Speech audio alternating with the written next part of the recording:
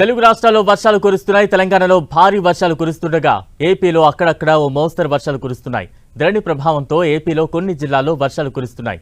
ఇవాళ శ్రీకాకుళం, విజయనగరం, పార్వతీపురం మంజం, అల్లూరి సీతారామరాజు, అనకాపల్లి, ఎన్టీఆర్, బాపట్ల, పల్నాడు, ప్రకాశం, నంద్యాల జిల్లాల్లో కొన్ని చోట్ల పిడుగులతో కూడిన తేలికపాటి నుంచి మోస్తరు వర్షాలు కురుస్తున్నాయి.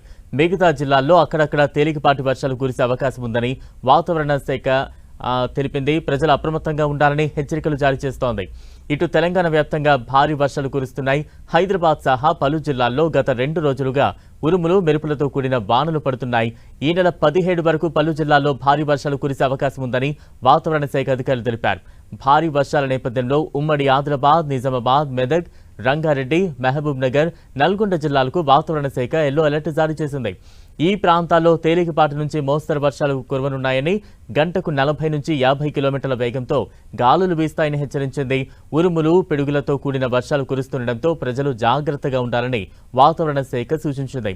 చెట్ల కింద, విద్యుత్ స్తంభాల సమీపంలో నిలవకుండా సురక్షిత ప్రాంతాల్లో ఉండాలని హెచ్చరికలు జారీ చేసింది.